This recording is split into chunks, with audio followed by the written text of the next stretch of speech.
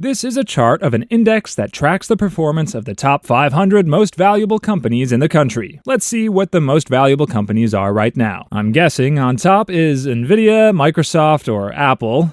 What the hell even is this? Reliance Industries worth $250 billion? Tata Consultancy Services worth $171 billion? The Indian stock market is at its record levels, and I was experiencing major FOMO because foreign individual investors can't invest in the Indian market. But luckily, I hired an awesome Indian guy from Fiverr a few months ago. I gave him all my money, and my parents' money too, and he's investing on our behalf. He promised to double the money every month. Seems like a good guy, and a smart investor. It's July 2024, and you're watching the 8th episode of Money Boost. Nifty 500 has increased 138% in the past 5 years. Nifty is the Indian equivalent to S&P 500 in the US, which in comparison has increased 86% the past 5 years, and probably half of that is due to Nvidia and a few other stocks. Of course, by comparison, the Indian stock market is still way smaller in size. The whole market cap of the US stock market is just over $50 trillion, while in India it's about 10 times less, at $5 trillion.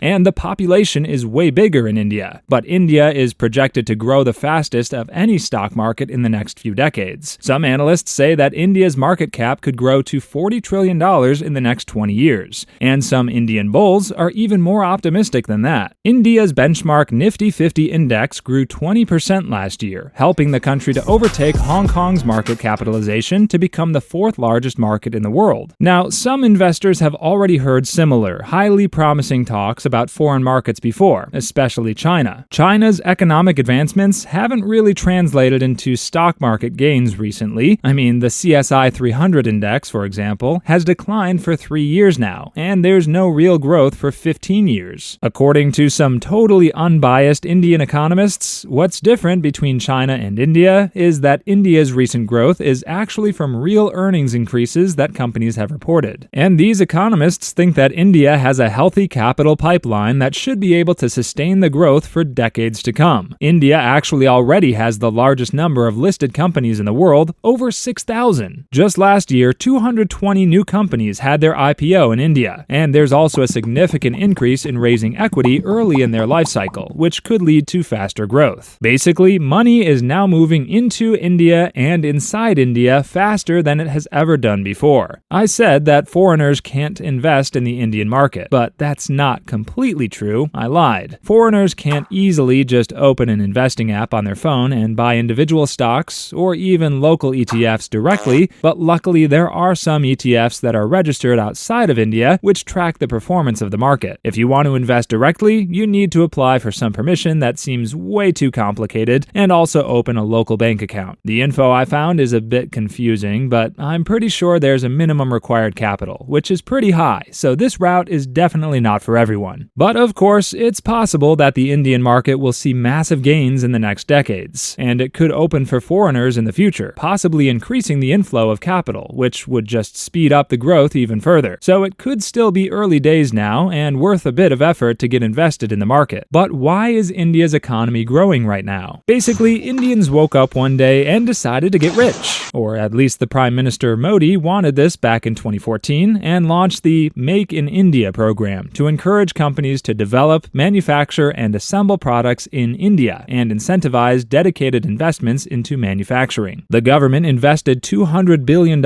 within just 2 years to help companies kickstart new developments. The program was successful early on, as in 2015, India received over $60 billion in foreign direct investment, the most in the world, surpassing the United States and China. India also made moves in the ease of doing business ranking, moving from 130th place in 2016 to 63rd place in the latest study in 2020. Very quickly, India became one of the top countries for global companies looking to open new factories and offices in industries like automobiles, electronics, PUBG Mobile, and others. It wasn't just the Make in India program that made all this happen. India's infrastructure has improved a lot lately. Before, a cow sleeping on a road could have brought the whole country to a stop for a day, but now things have started to work more smoothly. It's not just foreign companies going to India, it's also Indian companies expanding to other countries. Reliance Industries, for example, India's largest company worth $250 billion US, makes over half of its revenue outside of India, bringing a lot of money into the country. But some investors are still not bullish on India. There are risks. For example, if suddenly 1,000 cows decided to block all the major highways in India, it could bring the whole country's economy to shambles. These cows hold enormous power and should not be underestimated. Another concern is the political landscape in India. In the United States, the states are at least somewhat united on different issues, but India too has states, and they are definitely not that united. In India, the states each have their own government with a lot of control. It's actually a very interesting thing. India's population is huge, and inside the country there are many different religions, languages, and overall the cultures are different from area to area. It's almost like there are many countries inside one country. Pretty cool, but it also brings political instability. Basically, if the central government in New Delhi wants to implement new policies, they often have to negotiate with all the other governments that want something else. And because their views can be so different, it can be impossible to find common ground. Investors worry that this, besides the cows of course, could be the biggest issues preventing India from reaching true global superpower status. So maybe if India became the United States of India, it could replicate the success that the US had. I don't know, just an idea. But I don't really care about the long term. According to calculations, I should become a billionaire in just a few years, since the Indian guy from Fiverr is going to double my money every month. This was the 8th episode of Money Boost. Thanks for watching, and have a nice life.